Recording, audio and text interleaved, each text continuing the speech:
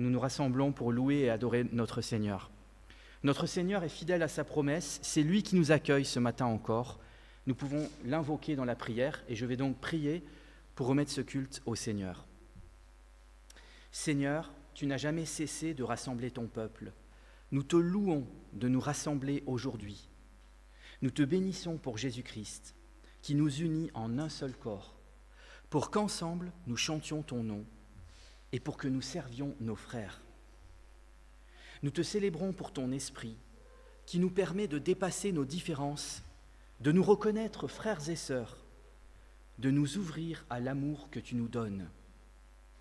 Père, Fils et Saint-Esprit, nous te remercions pour la communion de ton Église, qui célèbre ta grandeur et qui porte au monde ton évangile. Amen. Alors je vous propose, pour ceux qui le veulent et qui le peuvent, de vous lever pour prendre un premier chant. Nous venons dans ta maison. Donc nous venons dans ta maison pour t'adorer, Seigneur Jésus. Nous venons dans ta maison.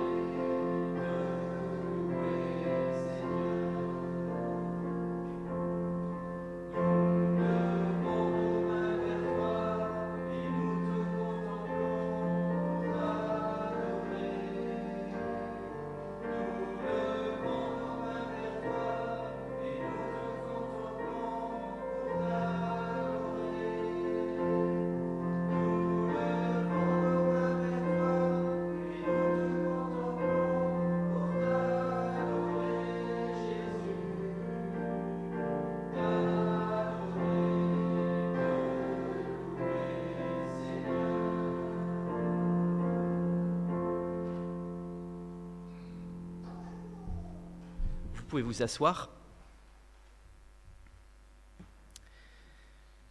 Dieu Père, nous te louons et nous te bénissons, parce que tu es le Père de Jésus et que tu veux aussi être notre Père selon ton amour et ta miséricorde. Dieu Fils, nous te louons et nous te bénissons, parce que tu es le Fils de son amour et que tu veux être aussi notre frère, premier-né de tous les enfants de Dieu. Dieu Saint-Esprit, nous te louons et nous te bénissons, parce que tu es l'amour du Père et du Fils, jaillissant comme un feu de leur tendresse, et parce que tu veux aussi habiter en nos cœurs comme un brasier d'amour. Père, Fils et Saint-Esprit, nous te louons et nous te bénissons, parce que tu es le Dieu au-delà de toute louange, et parce que tu acceptes cependant les balbutiements de notre adoration. À toi notre amour pour les siècles des siècles. Amen. Alors je vous propose de vous lever à nouveau, pour ceux qui le veulent, qui le peuvent, pour un deuxième chant, Nous t'adorons. Un chant en direction de Dieu notre Père. Nous t'adorons.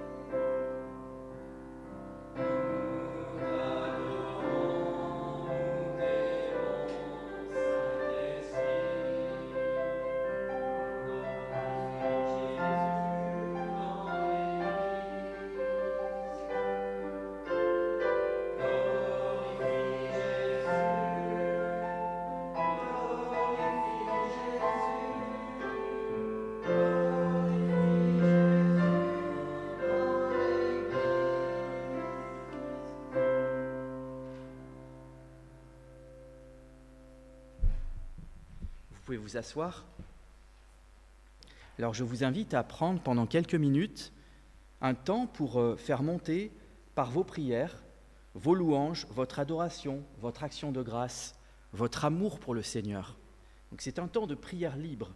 Vous pouvez prier dans votre cœur. Dieu entend aussi votre prière, mais vous pouvez aussi prier à voix haute. Donc n'hésitez pas, à tour de rôle, à faire monter vos louanges vers le Seigneur. Prions donc.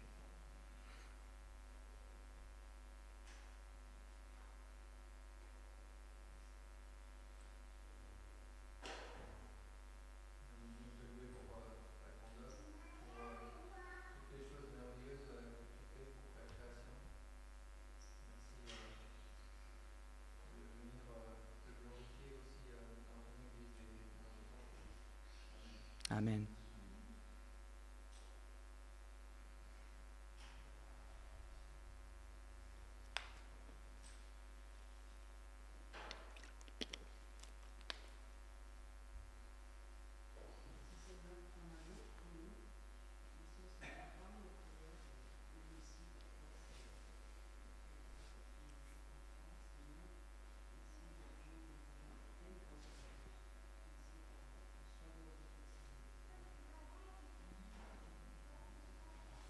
Amen.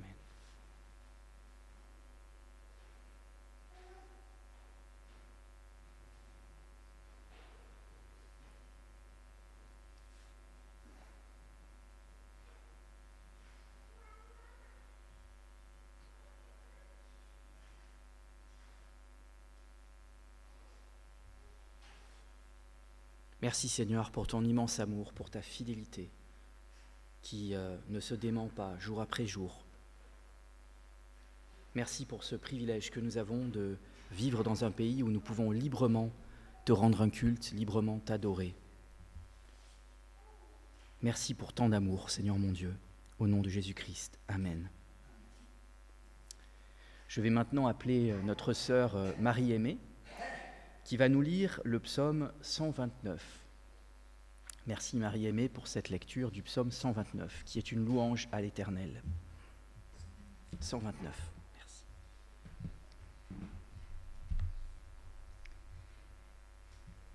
Ils m'ont assez opprimé de ma jeunesse, qu'Israël le dise, ils m'ont assez opprimé de ma jeunesse, mais ils ne m'ont pas vaincu. Des laboureurs ont labouré mon dos, ils y ont tracé de longs sillons. L'Éternel est juste, il a coupé les cordes des méchants. Qu'ils soient confondus et qu'ils reculent tous ceux qui haïssent Sion, qu'ils soient comme l'herbe des toits qui sèche avant qu'on l'arrache.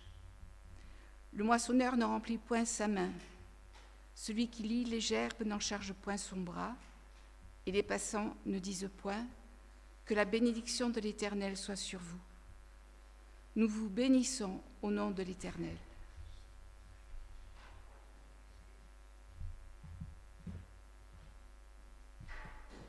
Merci Marie-Aimée pour cette lecture. Donc, ce psaume nous parle en partie du sacrifice de Jésus lorsqu'il est dit que son dos a été labouré, qu'on y a fait des sillons. Ça nous parle de la flagellation que le Seigneur Jésus-Christ a subie pour nous.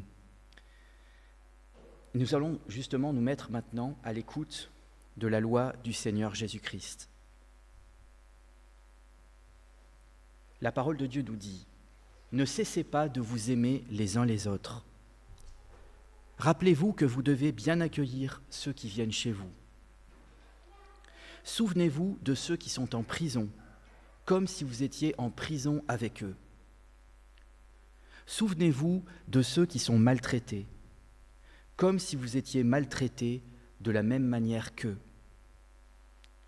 Que le mariage soit respecté par tous. Ne vous laissez pas dominer dans votre conduite par l'amour de l'argent. Contentez-vous de ce que vous avez, car Dieu a dit « Je ne te laisserai jamais, je ne t'abandonnerai jamais ». Alors, à l'écoute de ces différents commandements du Seigneur que nous trouvons dans le Nouveau Testament, nous pouvons prendre un temps de confession pour nos péchés, un temps de silence pour confesser nos péchés, toutes les fois où nous n'avons pas vraiment répondu à ces commandements d'amour. Alors prenons quelques minutes de silence, simplement dans le silence, dans le secret de notre cœur, pour confesser nos péchés au Seigneur.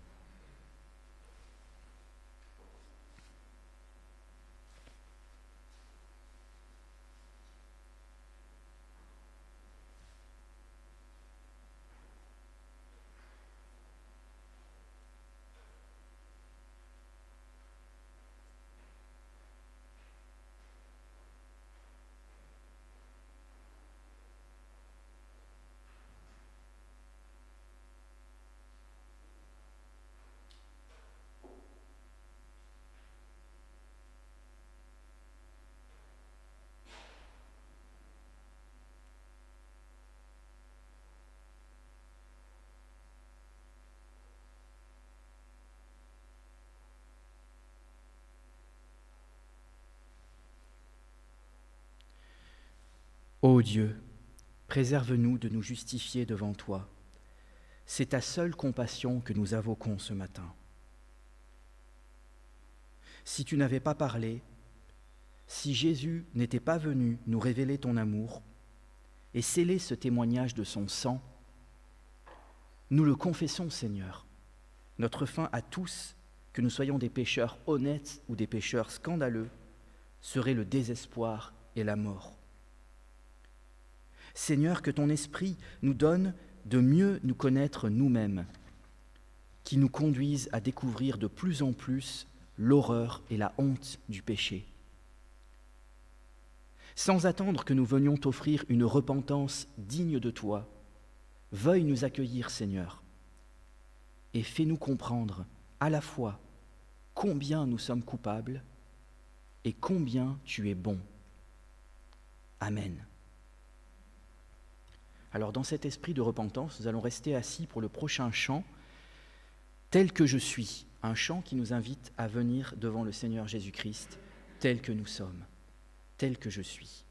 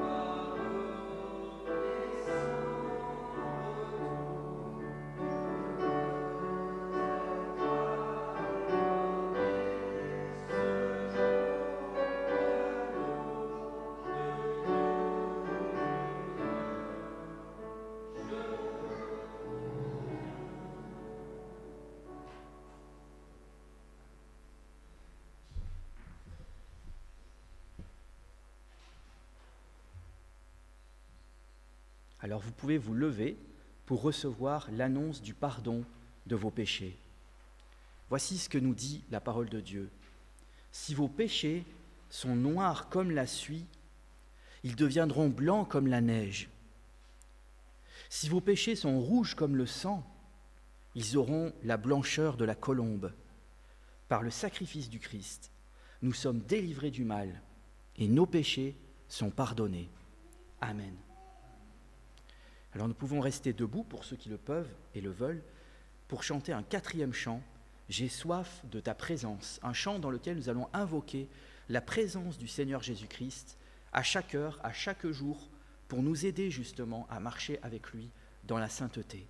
J'ai soif de ta présence.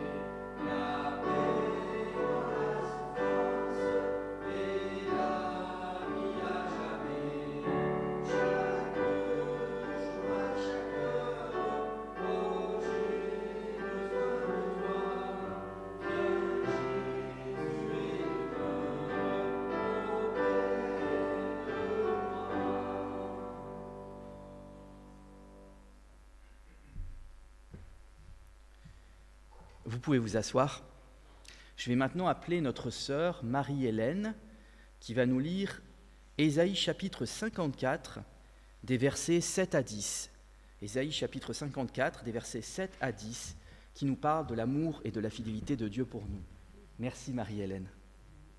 C'est bon, tu as bien les passages 7 à 10. Voilà. Merci. Quelques instants, je t'avais abandonné, mais avec une grande affection, je t'accueillerai. Dans un accès de colère, je t'avais un moment dérobé ma face, mais avec un amour éternel, j'aurai compassion de toi. Dit ton Rédempteur, l'Éternel. Il en sera pour moi comme des eaux de Noé. J'avais juré que les eaux de Noé ne se répandraient plus sur la terre. Je jure de même de ne plus m'irriter contre toi et de ne plus te ménager. Quand les montagnes s'éloigneraient, quand les collines chancelleraient, mon amour ne s'éloignera point de toi, et mon alliance de paix ne chancellera pas point, dit l'Éternel qui a compassion de toi. Amen.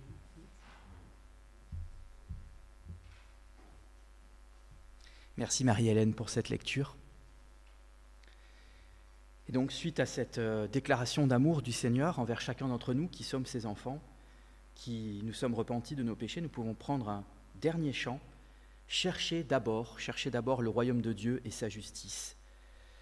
Un chant qui nous invite une fois de plus à vraiment fixer nos regards sur ce Dieu d'amour et à le mettre en priorité dans nos vies. Cherchez d'abord.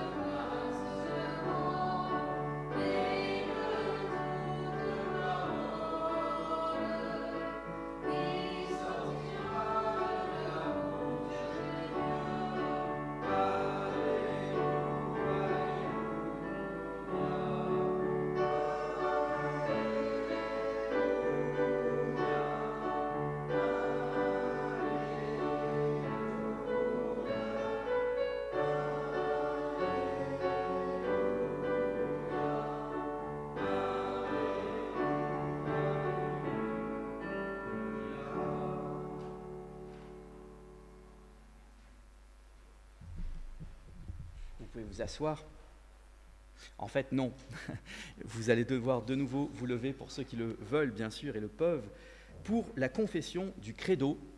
Le credo, c'est un résumé, en fait, de la foi chrétienne, un résumé de tout ce en quoi nous croyons en tant que chrétiens. Donc nous pouvons le déclamer, le dire tous ensemble.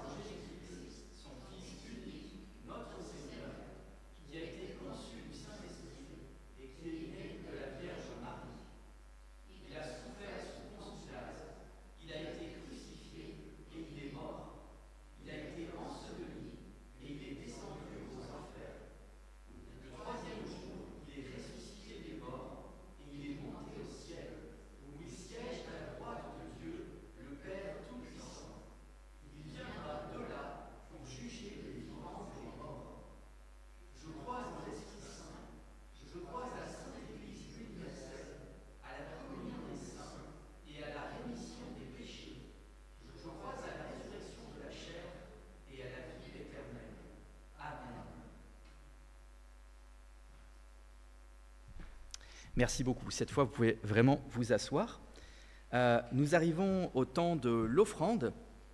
De son temps déjà, Jacob disait à son Dieu, « Je te donnerai la dîme de tout ce que tu me donneras. » Et aujourd'hui, dans la plénitude des temps, l'apôtre Paul s'adresse ainsi à nous. « Enrichis de toute manière, vous pouvez pratiquer toutes les générosités. C'est votre action de grâce qui monte vers Dieu. » Je vais donc appeler notre cher Daniel pour recueillir l'offrande. Merci Daniel.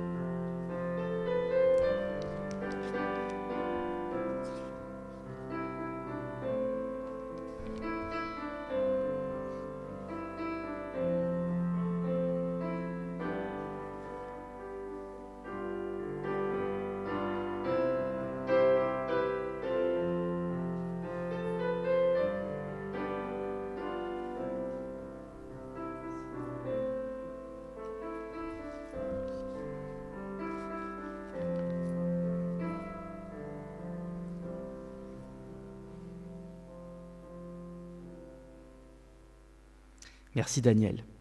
Je vais donc prier pour remercier le Seigneur pour cette offrande. Seigneur, accepte notre offrande joyeuse. Elle est le signe de notre reconnaissance et de notre consécration à toi. Au nom de Jésus-Christ. Amen.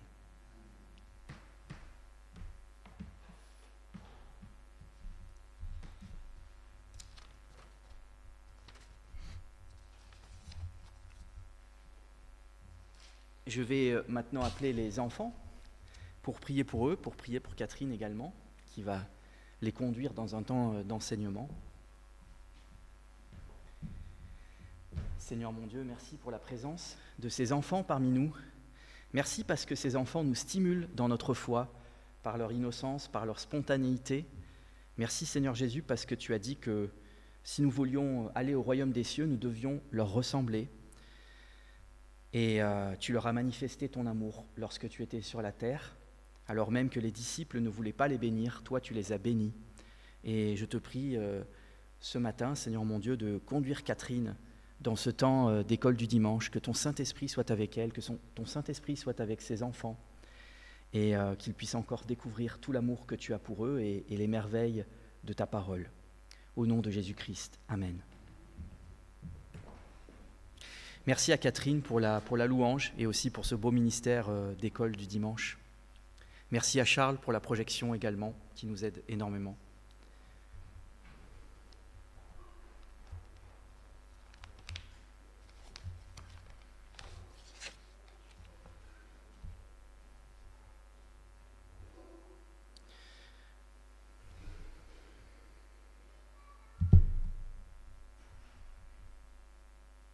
Alors c'est maintenant le temps de la prédication. Je regarde mon portable pour ne pas dépasser le temps.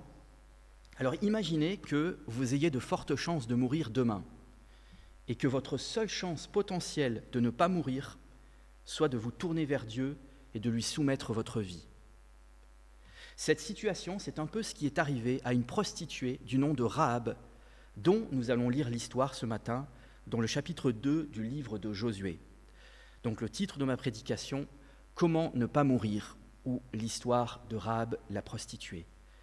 Donc nous allons lire dans le livre de Josué au chapitre 2. Donc pour ceux qui ont vos Bibles, vous pouvez suivre dans vos Bibles ou même vous pouvez suivre le texte que Charles va nous projeter. Josué chapitre 2.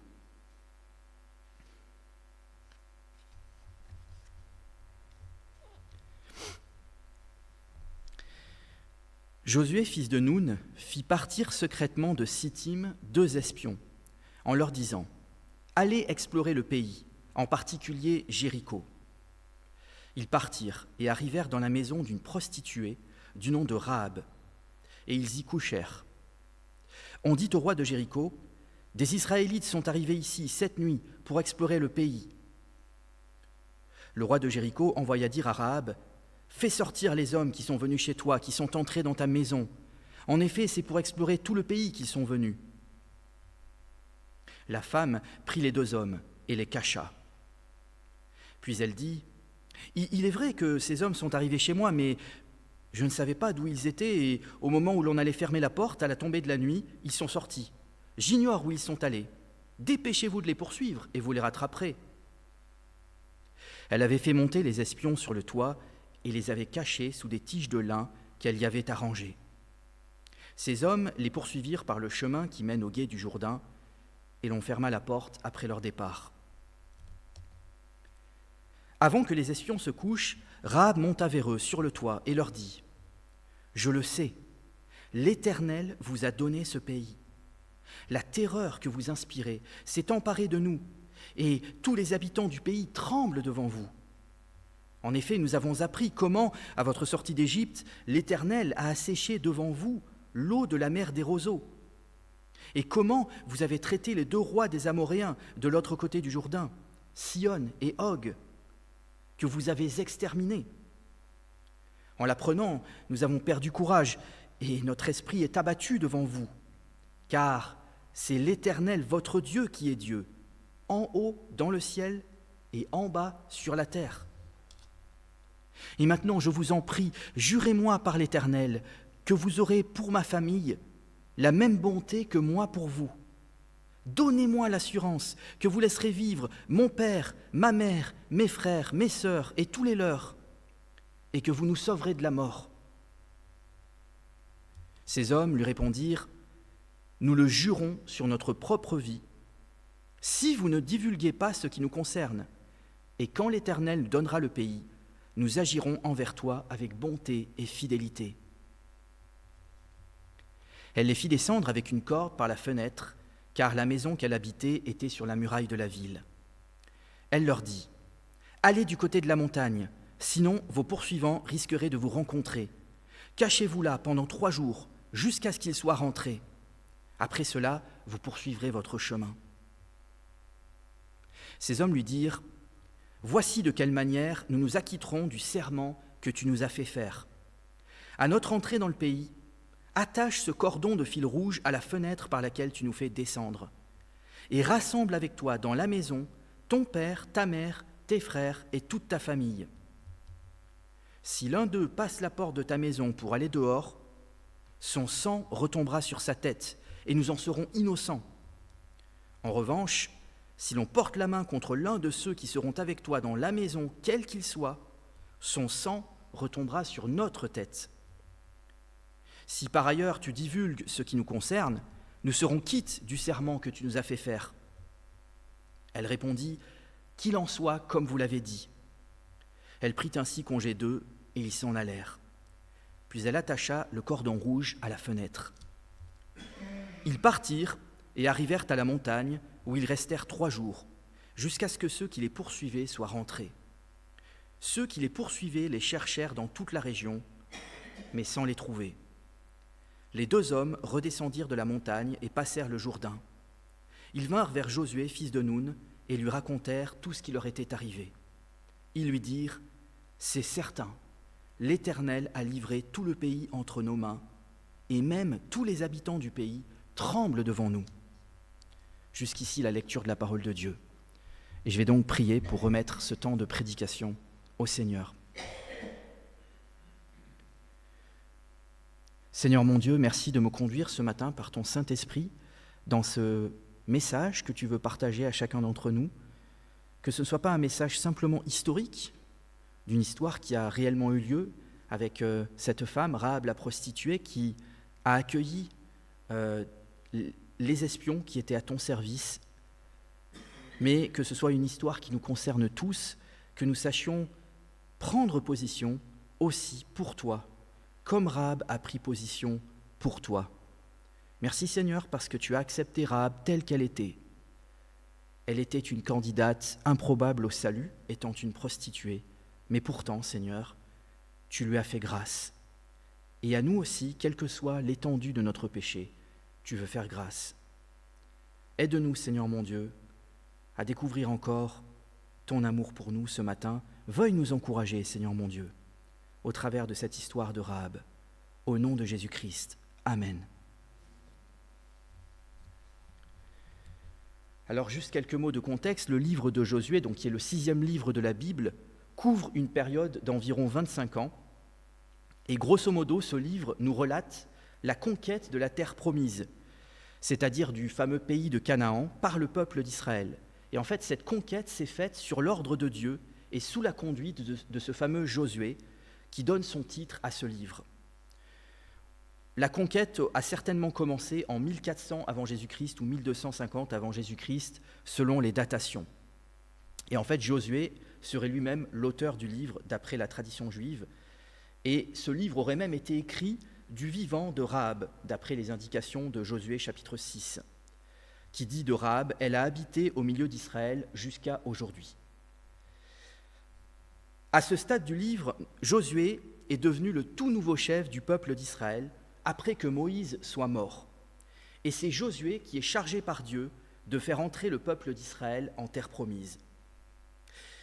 Le 2e chapitre de Josué nous raconte donc l'histoire de Rahab, une prostituée cananéenne qui parvient à sauver sa vie, mais aussi celle de sa famille, en cachant et en protégeant des espions israélites, auxquels elle fait faire un serment de lui laisser la vie sauve, ainsi qu'à sa famille. Alors ma prédication se déroulera en 4 points. Premier point des versets 1 à 7. Rahab cache les espions envoyés par Josué dans sa maison, et elle va même mentir pour les protéger. Deuxième point des versets 8 à 14. Rahab va faire jurer les espions de lui laisser la vie sauve, ainsi qu'à sa famille. Troisième point, des versets 15 à 24, Rahab va ensuite aider les espions à s'évader et eux vont lui renouveler leur serment. Et enfin, 4e point, l'application pour nos propres vies. Qu'est-ce que l'histoire de Rahab nous dit sur nos propres vies et sur nos propres positionnements dans notre vie chrétienne? Alors, premier point, versets 1 à 7. Rahab cache les espions envoyés par Josué dans sa maison et ment pour les protéger. Alors déjà au chapitre 1er de Josué, Dieu avait pris la peine de rassurer Josué, de le confirmer dans son appel avec des encouragements répétés, parce que Josué était effrayé, était épouvanté par la mission que Dieu lui donnait. Et c'est pourquoi Dieu lui a dit « Je serai avec toi, je ne t'abandonnerai pas, je ne te délaisserai pas, personne ne pourra te résister tant que tu vivras. Fortifie-toi, prends courage, ne sois pas effrayé ni épouvanté, car l'Éternel ton Dieu est avec toi où que tu ailles. Vous voyez le nombre de magnifiques paroles que le Seigneur va dire à Josué pour le fortifier dans son appel. Et je crois que ces paroles, le Seigneur nous les dit aussi à nous, que nous soyons ou non dans le ministère. Parfois, nous avons du mal à prendre position pour Dieu, et le Seigneur nous encourage de la sorte en nous disant « Ne crains pas, je suis avec toi, continue de travailler pour moi ». Alors Dieu avait demandé à Josué de se conformer à sa parole et d'agir selon elle pour réussir. Or, selon l'Ancien Testament, Josué devait détruire tous les habitants de Jéricho, sans exception. Pourtant, malgré que Josué ait été rassuré par Dieu, il va quand même prendre la peine d'envoyer 2 espions, comme vous l'avez entendu dans la lecture, pour explorer le pays de Canaan, et en particulier la ville de Jéricho. Ces espions ont dû faire environ 5 heures de marche avant d'arriver à Jéricho et de pénétrer dans la maison de Rahab. Alors cette maison de Rahab, il faut le dire, ce n'était pas une maison ordinaire, mais c'était la maison d'une prostituée. Un bordel, en somme. Cette maison de prostitution, en fait, c'était un endroit stratégique pour les espions en vue de passer inaperçus.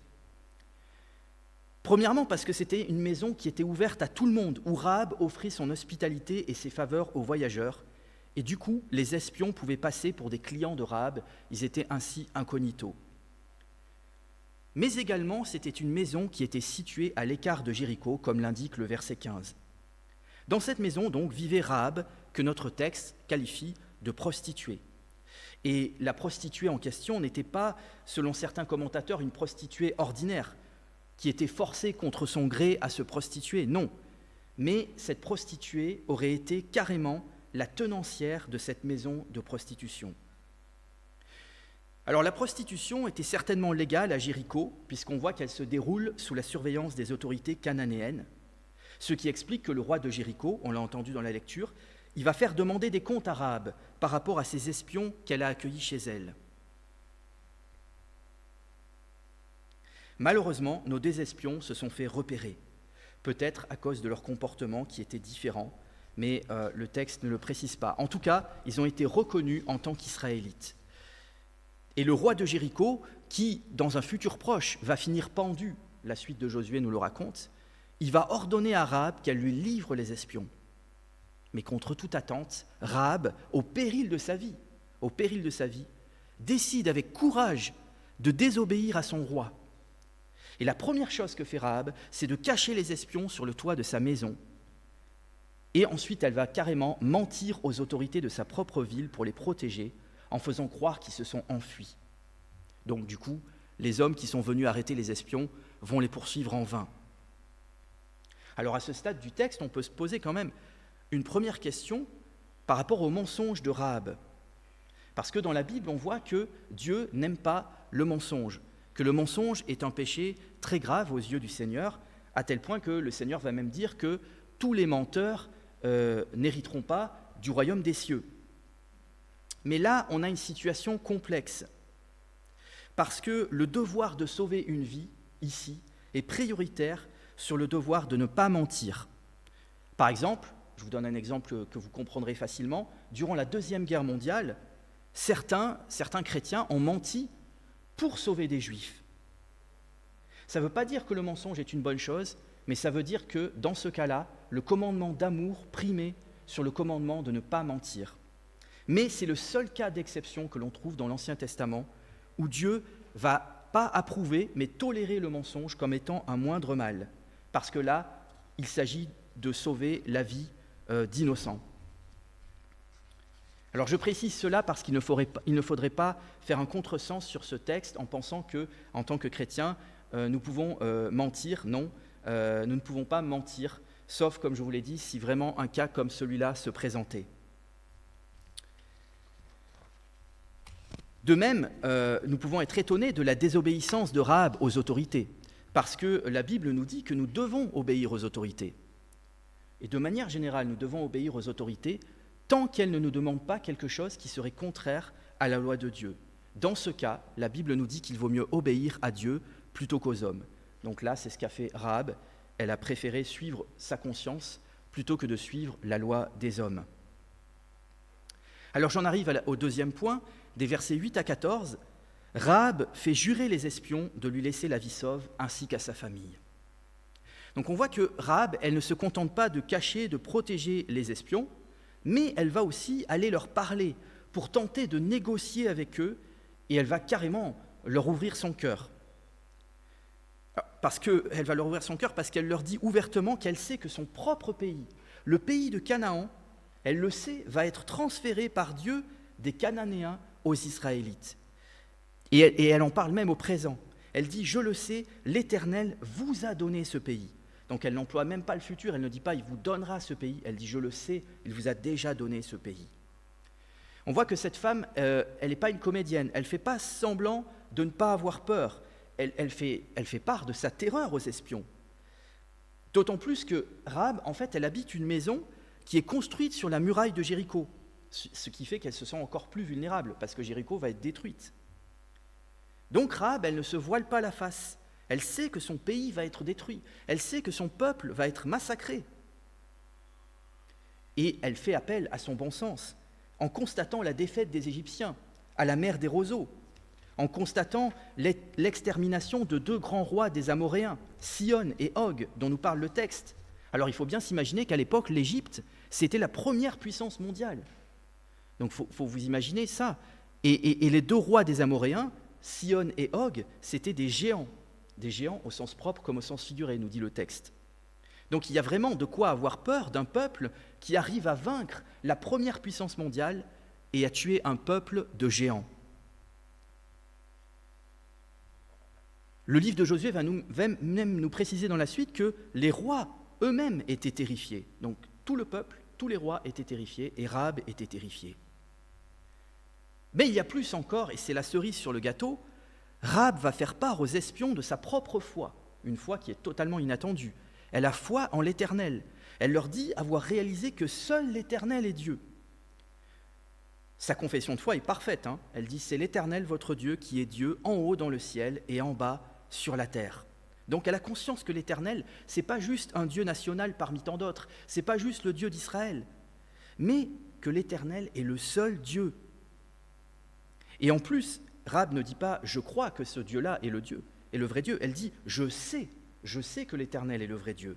Donc on voit que sa foi en l'Éternel, elle est sûre et certaine.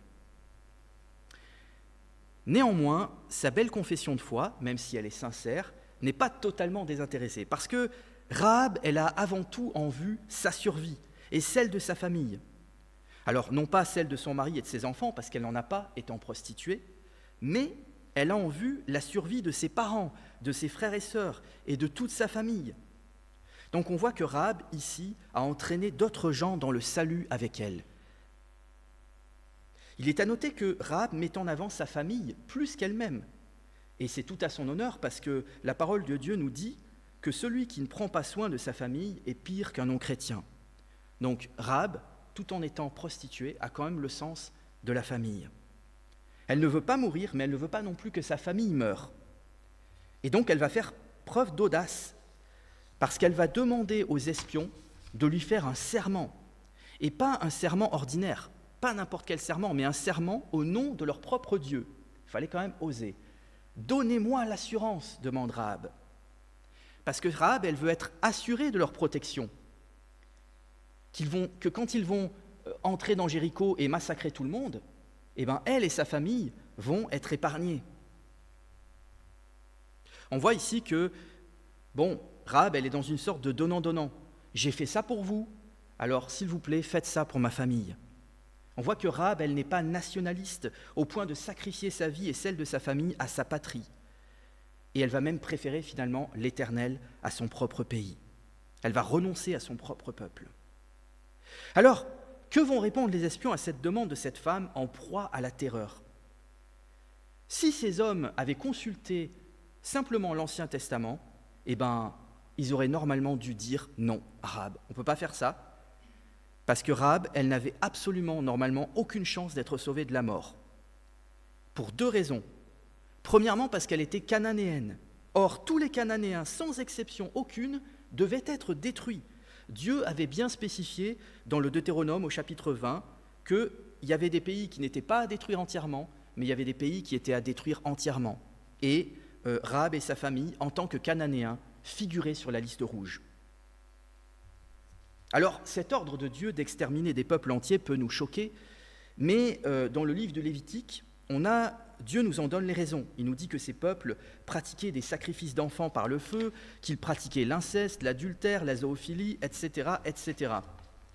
Il semble donc que ces peuples étaient arrivés à un tel niveau de corruption que, entre guillemets, il n'y avait plus d'autre choix pour Dieu que leur disparition totale de la terre.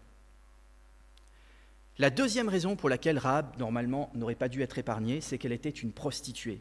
Et la loi de Moïse, donc toujours dans l'Ancien Testament, stipulait qu'une prostituée devait être mise à mort, et même plus que ça, elle devait être brûlée au feu. Donc vous voyez, Rahab avait une double chance d'être éliminée en tant que cananéenne et en tant que prostituée. Mais finalement, contre toute attente, les espions promettent à Rahab de l'épargner.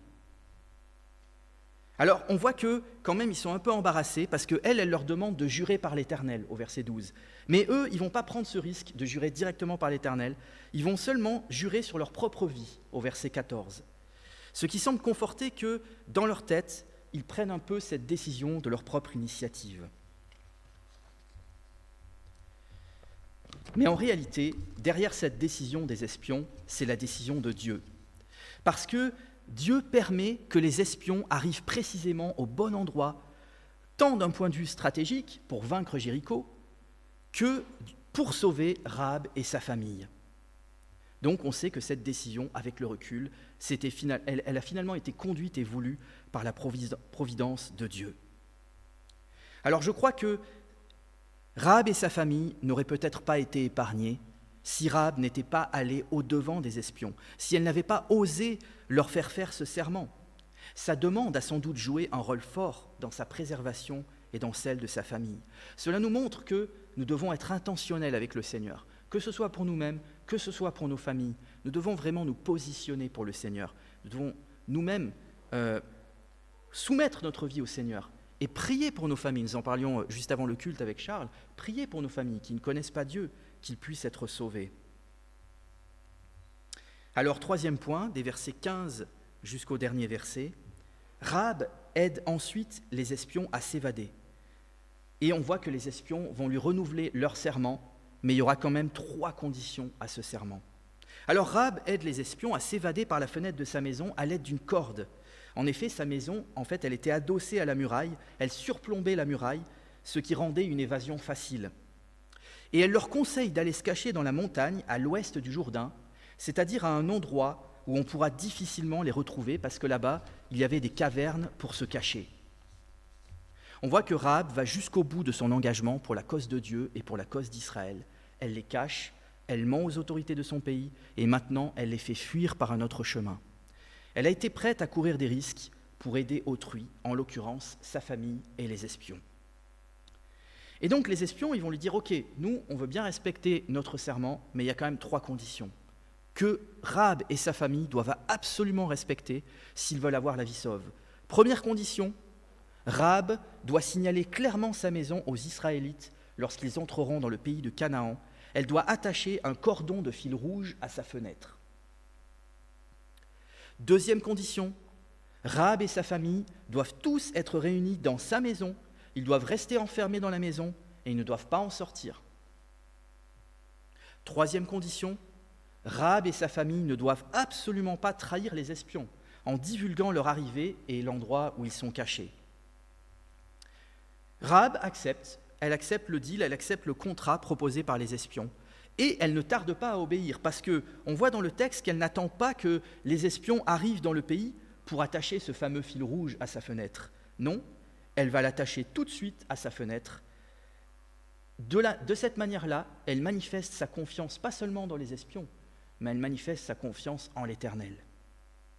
Et finalement, après 3 jours de planque, les espions ne sont donc pas rattrapés leurs poursuivants et ils rejoignent Josué et ils lui apprennent que finalement, Josué n'a absolument rien à craindre des Cananéens puisque c'est eux qui sont terrifiés. Et dans la suite du livre de Josué, au moment de la conquête de Jéricho, nous voyons que Josué va honorer ce serment des espions. Et Josué va demander spécialement à ce que Rahab et sa famille soient évacués pour ne pas être tués avec le reste des habitants de Jéricho. Et la raison qu'il va donner pour cela, il va dire « parce qu'elle a caché les messagers que nous avions envoyés ». Et cette raison, on va la retrouver 3 fois dans la Bible. Pourquoi Rahab a été épargnée ? Parce qu'elle a caché les espions.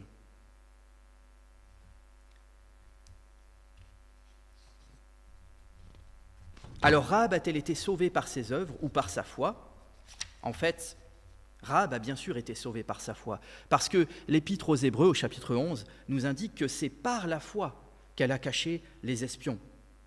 Et vous le savez tous, je pense, la Bible va nous dire que c'est par la grâce que nous sommes sauvés, au moyen de la foi, que cela ne vient pas de nous, que c'est le don de Dieu, que ce n'est pas par les œuvres, afin que nous ne puissions pas nous vanter devant le Seigneur. Mais l'Épître de Jacques va aussi nous dire que les œuvres de Rahab ont confirmé sa foi, puisqu'il va nous dire que la foi sans les œuvres est une foi morte et non une foi vivante. Donc on entend souvent en France « je suis croyant mais pas pratiquant ». Ça ne marche pas dans la Bible. Si vous êtes vraiment croyant, alors vous serez vraiment pratiquant.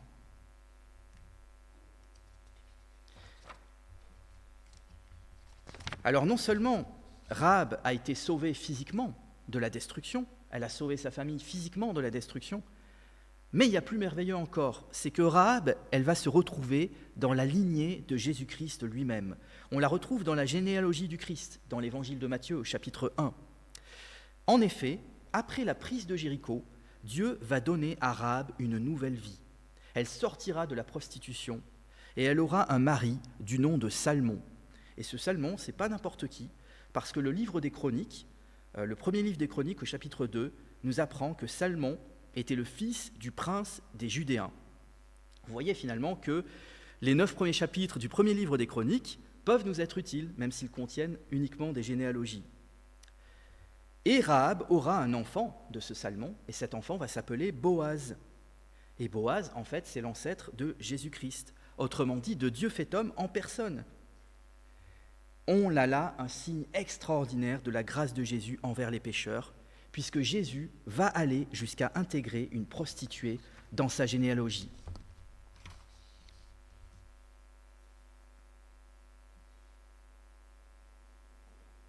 Alors bien sûr, nous savons que le vrai héros de cette histoire, c'est Dieu, parce que c'est Dieu qui a donné le courage à Rahab de faire ce qu'elle a fait. Et Jésus-Christ, lui, contrairement à Rahab, il n'a pas seulement risqué sa vie pour nous, mais il a carrément donné sa vie pour nous, pour que nous soyons sauvés de l'enfer éternel et pour que nous ayons la vie éternelle. Et c'est là où nous en arrivons aux applications, donc le 4e et dernier point, les applications pour notre propre vie à nous. Peut-être que ce matin, vous vous sentez trop pécheur pour être pardonné par Dieu. Peut-être que vous pensez que vous êtes perdu, que vous avez commis un péché impardonnable. Rahab, elle aussi, était une candidate improbable au salut, et pourtant, Dieu l'a sauvée. Quel que soit votre passé, quelle que soit l'étendue et la gravité de vos péchés, vous pouvez être sauvé, comme Rahab l'a été. Même si votre situation vous semble désespérée, ayez le courage de vous tourner vers Christ. Ayez le courage de prendre le risque de la foi comme Rahab, qui a pu s'en sortir grâce à sa confiance en Dieu. Et votre fil rouge à vous, aujourd'hui, c'est le sang du Christ, rouge également, et qui peut vous purifier de tout péché. Le sang du Christ manifeste son amour et l'amour du Père pour vous. Croyez qu'en vous mettant du côté de Dieu, comme Rahab, vous trouverez le salut. Accrochez-vous à cette promesse de Jésus qui a dit dans l'évangile de Jean, « Celui qui vient à moi, je ne le mettrai pas dehors. » Peut-être à l'inverse, que vous ne vous sentez pas concerné par l'histoire de Rahab, peut-être que vous pensez que vous êtes une personne honnête et que vous n'avez pas besoin de pardon parce que vous n'avez pas commis de péchés aussi graves que ceux de Rahab. Peut-être pensez-vous être plus respectable qu'elle, mais détrompez-vous parce que la Bible nous dit que tous ont péché et que tous ont besoin de se repentir. Il n'y a pas un seul juste sur la terre. Nous avons tous péché, nous avons tous fait des choses mauvaises aux yeux de Dieu. Et pour Rahab, en fait, il a fallu qu'elle soit mise face à la mort pour se repentir. Parfois, Dieu utilise de telles extrémités pour que l'on comprenne. Parfois, Dieu nous met face à la mort pour que nous tombions à genoux devant lui. Personnellement, avant de devenir chrétien, j'ai été hanté par la mort et surtout par ce qui viendrait après la mort, à savoir l'enfer éternel si je ne me repentais pas. Alors, si tout comme moi, tout comme Rahab, vous avez peur de la mort, j'ai une bonne nouvelle pour vous. L'Épître aux Hébreux nous dit que par sa mort, Jésus-Christ a libéré tous ceux que la peur de la mort retenait leur vie durant dans l'esclavage. Donc Jésus-Christ peut vous délivrer de toute peur de la mort si vous vous repentez. Pour être sûr de ne pas mourir et de vivre, vous l'avez entendu dans le texte, Rahab, elle a dit aux espions « Donnez-moi l'assurance ». Et Christ, lui, il peut vous donner cette assurance, l'assurance de votre salut dès aujourd'hui, si vous vous repentez de vos péchés, si vous placez votre confiance en lui. En 1 Jean 5,13, il nous est dit que nous pouvons avoir cette assurance, si nous croyons au Fils de Dieu, nous pouvons savoir que nous avons la vie éternelle. Et notre foi à nous, elle repose aussi sur un serment. Mais c'est un serment plus grand que celui des espions, plus grand que celui des hommes. Ce serment, c'est celui de la parole de Dieu. La parole de Dieu nous dit, si nous recevons le témoignage des hommes, reconnaissons que le témoignage de Dieu est plus grand parce que c'est le témoignage de Dieu, celui qu'il a rendu à son Fils. Peut-être avez-vous été rejeté socialement par le regard des autres. Peut-être, en regardant à la vie que vous avez menée, vous avez l'impression d'être un raté. Comme Rahab devait avoir ce sentiment. Mais Dieu n'a pas regardé à la profession de Rahab, puisque toute la vie de Rahab était péché et débauche. Et pourtant, Dieu ne l'a pas rejetée, mais Dieu l'a sauvée. Peut-être avez-vous été victime de racisme, mais Dieu n'a pas regardé à la race de Rahab. Dieu n'est pas raciste. Ce n'est pas leur ethnie que Dieu reprochait aux habitants de Jéricho, mais c'est leur péché et leur non-repentance. Donc, quel que soit votre arrière-plan ethnique ou culturel, sachez que Dieu vous accueille parmi les siens, comme il a accueilli Rahab. Peut-être vous sentez-vous orphelin, peut-être êtes-vous sans famille véritable, comme Rahab l'était. Eh bien, vous pouvez faire partie de la famille de Jésus-Christ, comme Rahab en a fait partie. Il vous suffit pour cela de croire et de recevoir Christ afin de devenir un enfant de Dieu. Enfin, peut-être sentez-vous que votre foi tourne en rond si vous êtes déjà chrétien depuis un certain temps. Alors, à la différence de Rahab, nous, chrétiens de France, nous ne risquons pas notre vie pour notre foi. Et ce privilège incroyable que nous avons devrait d'autant plus nous encourager à nous booster dans la foi, à nous booster dans la prière d'intercession pour ceux qui ne connaissent pas le Seigneur, à nous booster dans l'évangélisation. Rahab a fait preuve de courage. Et dans le livre de l'Apocalypse, au chapitre 21, il nous est dit qu'il n'y aura pas de place pour les lâches dans le royaume de Dieu. Alors demandons au Seigneur ce courage. N'attendons pas d'être parfaits pour que Dieu nous utilise.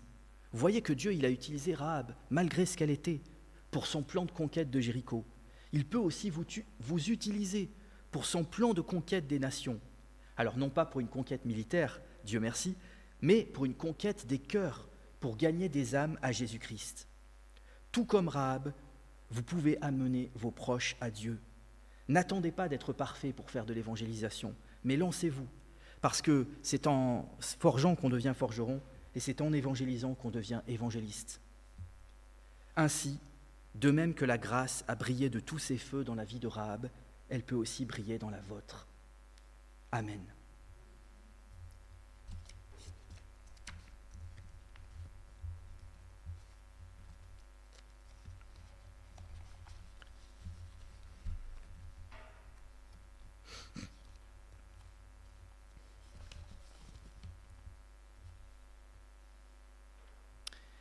Élevons nos cœurs vers le Seigneur pour nous préparer à la Sainte Seine.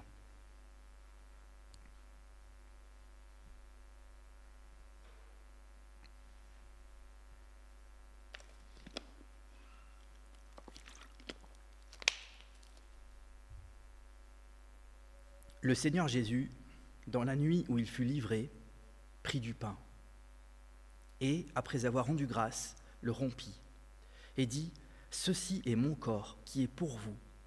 Faites ceci en mémoire de moi. »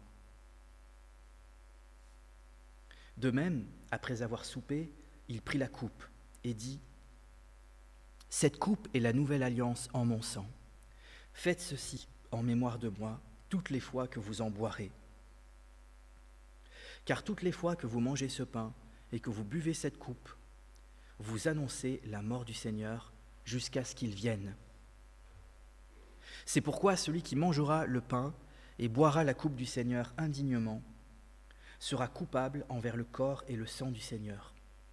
Que chacun donc s'examine soi-même, et qu'ainsi il mange du pain et boive de la coupe. »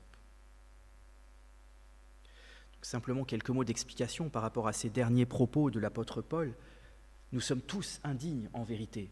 Aucun d'entre nous n'est digne de prendre la Sainte Seine, le repas du Seigneur, parce que nous avons tous péché. Mais si nous nous repentons de nos péchés devant le Seigneur, si nous avons accepté Christ comme notre Sauveur et Seigneur, alors nous pouvons librement nous approcher de la Sainte Seine. Dans le cas contraire, nous pouvons nous abstenir. Et il n'y a aucun jugement pour ceux qui s'abstiennent. Je vais donc prier pour remettre ce temps de Sainte Seine au Seigneur. Seigneur Jésus, c'est toi qui nous invites à ta table et qui présides ce repas par ton esprit. Avec humilité, avec reconnaissance, nous voulons prendre le pain que tu nous offres et nous voulons tendre les mains pour recevoir la coupe des délivrances. Reçois notre sacrifice de louange. Merci de t'être abaissé jusqu'à devenir l'un des nôtres, en revêtant notre chair mortelle. Ce pain que nous allons prendre en est le signe saint. Merci de nous avoir aimés jusqu'à offrir ta vie pour nous accorder le pardon et pour nous faire entrer dans ton alliance.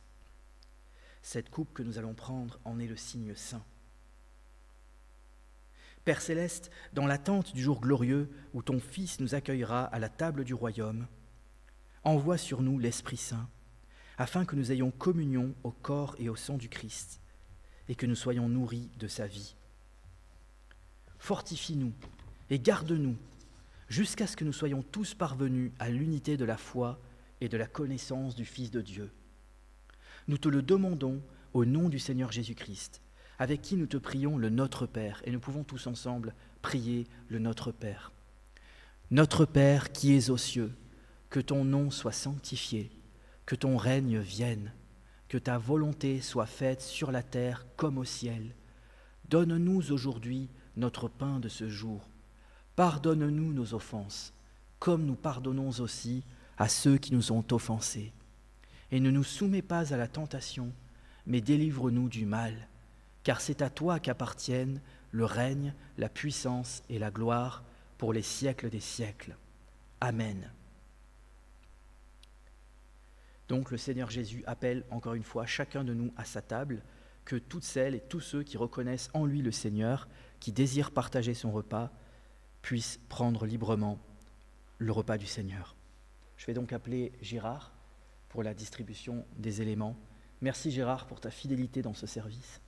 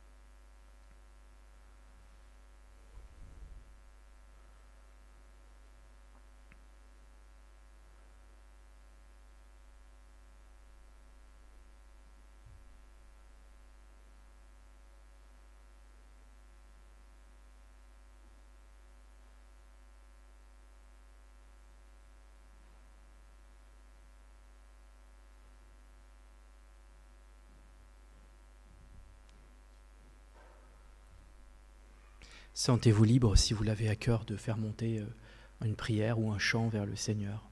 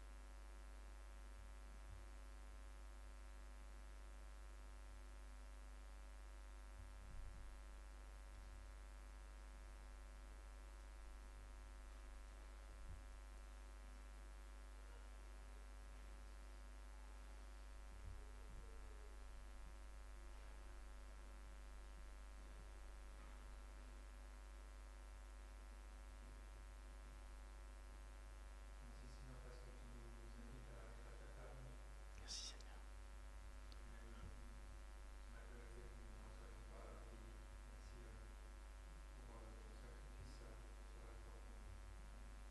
Amen.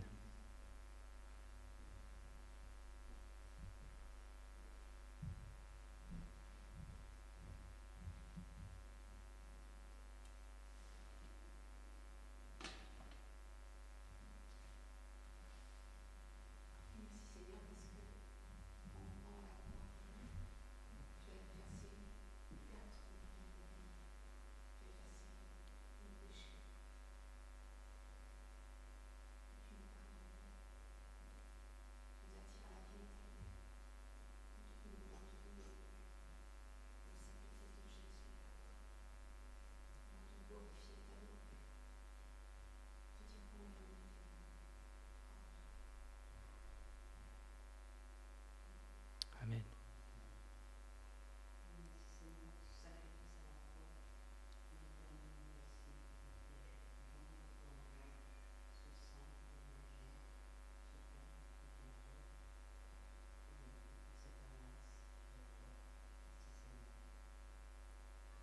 Amen.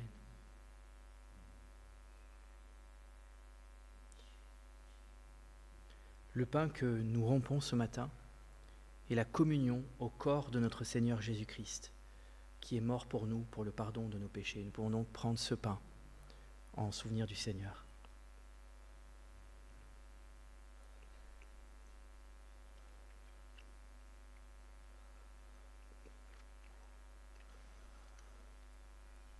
La coupe de bénédiction pour laquelle nous rendons grâce ce matin est la communion au sang de notre Seigneur Jésus-Christ, le sang de la nouvelle alliance qui a été répandu pour nous pour le pardon de nos péchés. Nous pouvons donc prendre la coupe tous ensemble.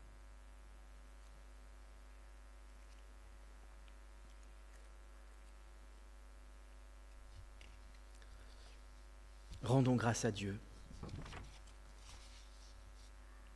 Dieu Tout-Puissant, nous te remercions de nous avoir reçus par grâce à ce repas qui rappelle ton alliance.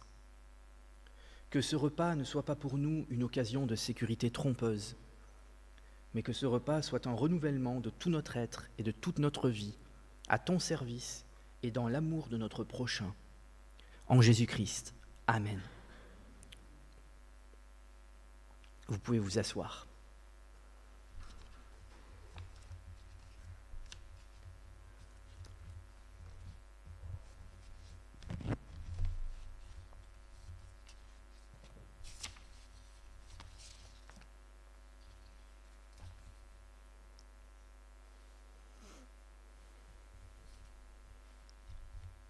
Alors nous arrivons maintenant au temps d'intercession. Donc l'intercession, ce sont les prières que nous pouvons faire monter devant le Seigneur pour les uns et pour les autres. Ça peut être pour nos familles, ça peut être pour nos amis, ça peut être pour notre Église, ça peut être pour le monde aussi, qui traverse beaucoup de souffrances. Merci Gérard. Donc si vous avez des sujets de prière particuliers sur le cœur, n'hésitez pas à les faire monter devant le Seigneur, que ce soit pour vous-même, que ce soit pour vos amis, vos familles. Donc prenons un temps de prière libre pour faire monter nos prières devant le Seigneur, et je terminerai par une prière de conclusion.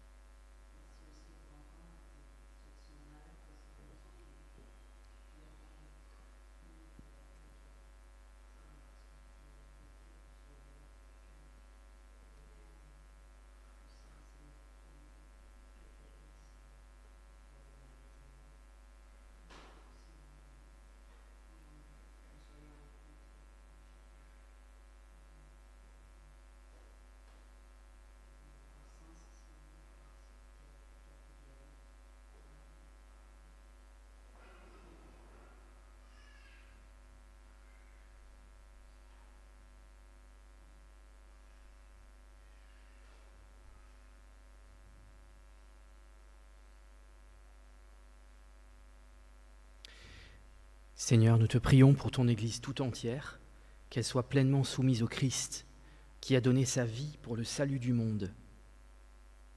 Nous te prions pour tous les chrétiens, que chaque jour ils accueillent dans leur vie ce qui est digne de Jésus-Christ. Nous te prions pour notre Église, que sa fidélité, son courage et son zèle répondent à ton amour pour elle. Nous te prions pour les malades et pour ceux qui pleurent, qu'ils découvrent que le Christ est proche d'eux, qu'ils trouvent en lui patience et espérance. Nous te prions pour le monde, qu'ils voient dans la croix du Christ le chemin du salut. Veuille accueillir notre prière. Amen.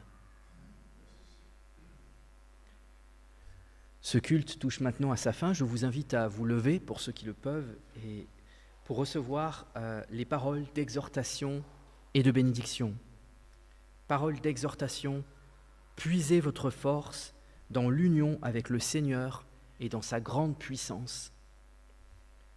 Paroles de bénédiction, l'Esprit Saint fortifiera vos cœurs afin que vous soyez saints et parfaits devant Dieu notre Père, quand notre Seigneur Jésus viendra avec tous ceux qui lui appartiennent. Amen. Je vous souhaite à tous un très bon dimanche et je vais laisser la place à Pierre qui a sans doute des annonces à nous faire. Merci Pierre.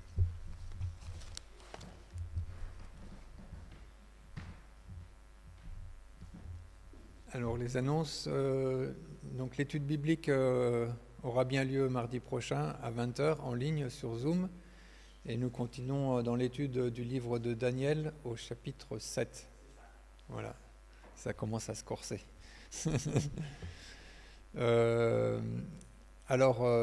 Toujours du gospel, encore du gospel. Donc hier, il y avait le concert gospel à l'église Sainte-Anne. Et donc samedi prochain, je vais peut-être laisser Anne-Marie, elle va dire les choses mieux que moi.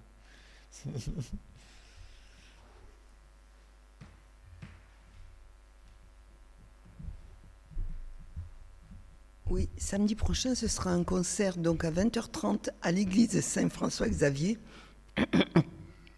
avec le chef de chœur Fred Lewin. Voilà, il y aura notre chorale ainsi que sa chorale et les musiciens de Fred. Donc il y aura à peu près 80 choristes à ce concert et 80 choristes et musiciens. Donc c'est un très très grand concert.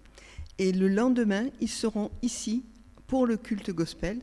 Donc une grande partie, pas les 80, mais il y aura à peu près une cinquantaine de personnes, en tout cas, qui vont se relayer sur scène pour chanter pour ce culte gospel.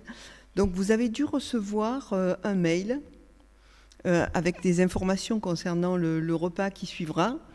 Je pense que vous avez tous reçu. Si vous n'avez pas reçu, faites-vous connaître. Et en tout cas, je n'ai pas eu de réponse en disant on ne sera pas là. Donc je suppose que vous serez tous présents. Et on s'en réjouit. Voilà, donc bon dimanche et à la semaine prochaine, donc à la fin de semaine. Donc je ne sais pas s'il y a d'autres annonces. Autrement, bon dimanche à vous. Voilà.